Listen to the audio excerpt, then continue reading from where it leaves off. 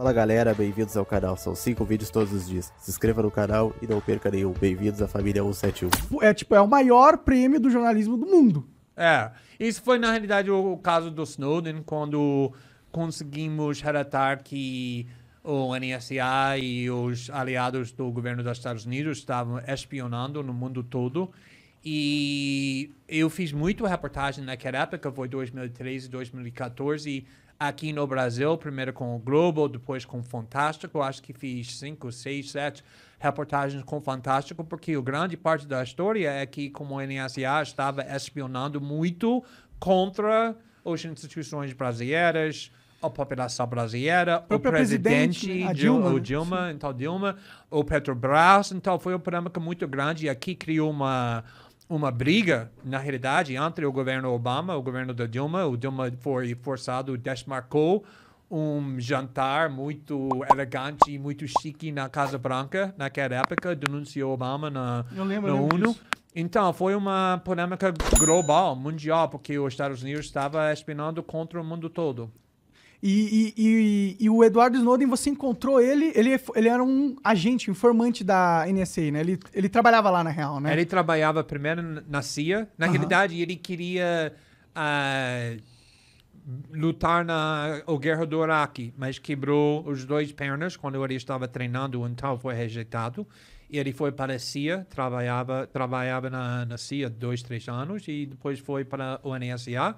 E foi quando ele estava trabalhando no NSA, ele descobriu que a internet estava sendo destruído, mais ou menos, para o governo dos Estados Unidos, porque a ideia do internet sempre era que vai ser uma ferramenta não para os governos nem empresas grandes, mas para a população, para o povo, para ser livre do controle centralizado dos governos. Então, ele conseguiu descobrir que o NSA estava fazendo o oposto, usando a internet para espionando contra todo mundo, não só terroristas ou criminosos, mas populações inteiras, pessoas inocentes. E também o governo dos Estados Unidos, naquela época, estava mentindo sobre isso, a coisa que finalmente causou ele para decidir que ele vai arriscar a vida, e ele arriscou a vida dele para revelar essa informação. Ele é perseguido até hoje, né? Até hoje ele não consegue sair da Rússia, vai ficar na prisão do resto da vida dele. Que foi o cara que foi o pessoa mais maior do Segurança Nacional para o presidente Obama. E ele foi para o Senado em março de 2013. E ele foi perguntado por um senador: vocês estão espionando contra a população americana, está coletando dados sobre milhões de americanos. E ele ficou assim, ele disse: não, senhor, nós não fazemos isso. E na mão do Snowden, naquela época, era um arquivo enorme mostrando que ele estava fazendo exatamente isso. E foi isso quando ele me disse: agora já era. Ele que te procurou? Ele me procurou, ele mandou um e-mail, obviamente não falando nada sobre ele, porque ele sabia que nós não sabemos que tudo estava sendo espionado, tomando muito cuidado, e ele foi necessário criar uma clima da confiança entre ele e mim. Foi necessário que eu confio nele, porque eu não sabia se o governo estava tentando me provocar a cometer crimes, e ele não sabia se ele consegue me confiar. Ele era informante do governo também. Exatamente. E ele queria que criamos muito criptografia para comunicar. E finalmente, em maio, ele disse que eu tenho um pedido que vai ser estranho, mas é necessário, que eu preciso que você viajar para Hong Kong para me encontrar. E eu estava pensando, por que uma pessoa que trabalha no nível muito alto no governo americano, que tem acesso para documentos mais sensíveis, mais segredos, está no Hong Kong? E não consegui entender isso, ele não conseguiu explicar, porque ele não confiou na nossa comunicação, mas ele me mandou documentos, talvez 30, 40, que foi os documentos mais segredos, no parte do governo mais sigiloso, os mais segredos do governo mais poderoso no mundo, que foi chocado. Só esses documentos. E ele disse, só 30 ou 40, eu tenho milhares ou milhões de documentos, mas para chegar, mas tem que viajar para Hong Kong. O próximo dia, eu liguei para meu editor, estou indo para Hong Kong. Porque não era uma questão mais. E viajei para Hong Kong. Naquele momento, o que deve ter passado na sua mente? Você falou, caralho, eu tô lidando com uma conspiração governamental mundial. Você tinha noção disso? Eu sabia que, olha, a CIA não brinca. Todo mundo sabe disso. A CIA mata pessoas. A CIA faz qualquer coisa que eles precisam fazer para impedir pessoas que estão desafiando elas. Então, eu sabia, você não pode vazar os documentos mais segredos do governo mais poderoso no mundo sem risco. Mas eu entrei em jornalismo não para relatar sobre o chuva ou esportes, mas para desafiar os facções mais poderosos. E quando ele... Na realidade, quem me inspirou é o fato que ele tinha 29 anos, com uma carreira com muito sucesso, ganhando dinheiro, tinha uma namorada muito linda que ama ele, que ele ama, mas ele queria arriscar tudo porque ele sentia uma obrigação. E quando eu estava vendo isso, para mim não tinha mais uma escola. Porque se ele está fazendo isso, como eu consegui recusar? Conectou com algo dentro de você que você tem também. Sim, exatamente. Essa a coragem que ele mostrou era e uma contagiosa. Indignação também, né? Oi? E uma indignação, ele ficou indignado, né? Ele não conseguiu aceitar aquele fato calado. Não, exatamente. Imagina ficando o resto da sua vida sabendo que você tem a oportunidade para mostrar a verdade, que o mundo tem o direito de saber, mas você não faz porque você não tinha coragem. Seria horrível. Na realidade, indo para a prisão seria melhor do que ficando o resto da sua vida sabendo que você tinha essa covardia. Sim, você perpetuou uma espionagem em massa da própria população, da própria família. Exato. E a coisa interessante é que, como você disse, que até agora ele está sendo perseguido, ele está na Rússia 8 anos, agora ele casou com a namorada. Ah, que legal, ela foi pra lá. Ele tem um novo filho que tem 8 meses, 9 meses. Ele tá numa prisão, entre aspas. Ele é preso na Rússia. Não é um país tão ruim, é bem ruim, em comparação que estava esperando que ele vai ficar na prisão de verdade. Você não quer ficar na prisão nos Estados Unidos. Eles não brincam com prisão quando você é acusado de arriscar segurança nacional.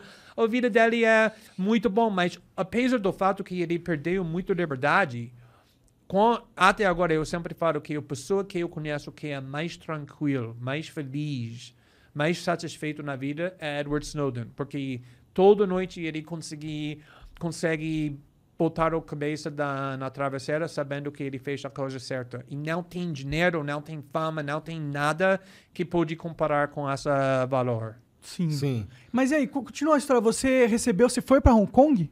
Sim, eu fui para Hong Kong e fiquei lá 2 semanas.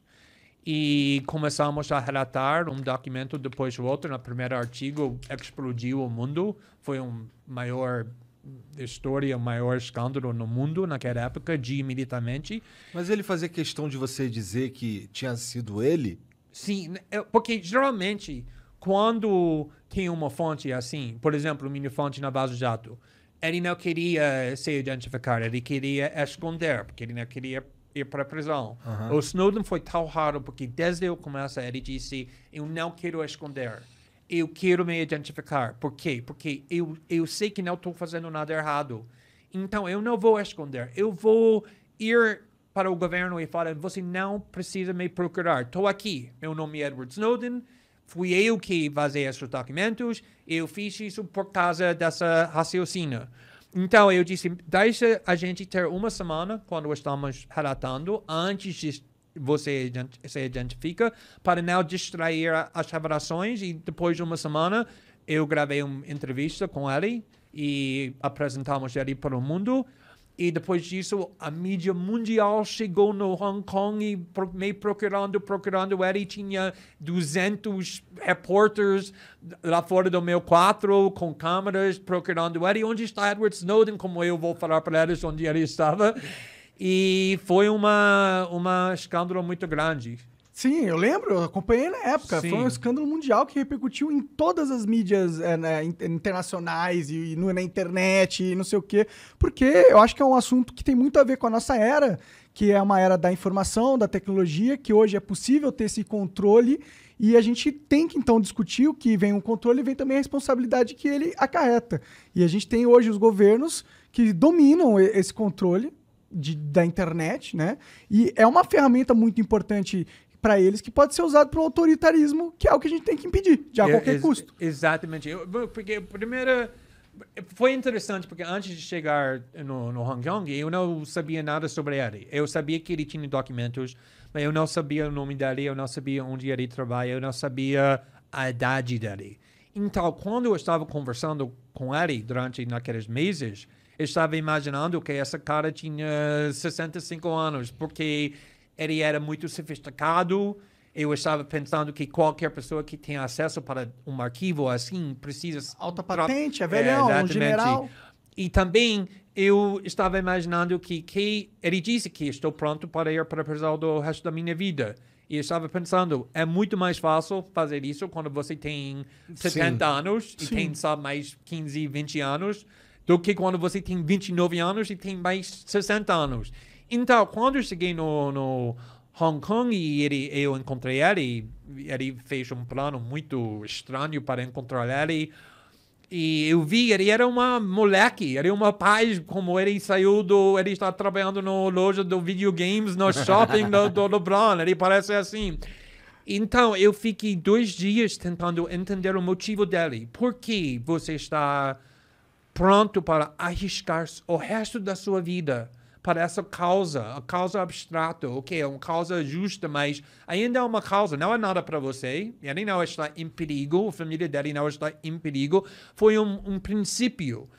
E, finalmente, ele explicou que ele cresceu com pobreza, ele não completou o ensino médio, então, a internet foi tão importante para ele, porque a internet foi naquela coisa que permitiu ele para explorar o mundo. Mas isso funciona só com liberdade. A gente pode experimentar, pode ter dissidência, pode ter criatividade, mas só se a gente tem privacidade. Porque quando você sabe que o governo, a sociedade está olhando para você, seu comportamento muda. Com certeza. Está muito mais limitado agora que pode fazer. E ele disse que ele não quer perder o valor da internet e ele está pronto para ir para a prisão para essa ferramenta, essa invenção. E aí, família, agora que você já se inscreveu e deixou o like, tá olhando desses vídeos que está aparecendo na tela para você.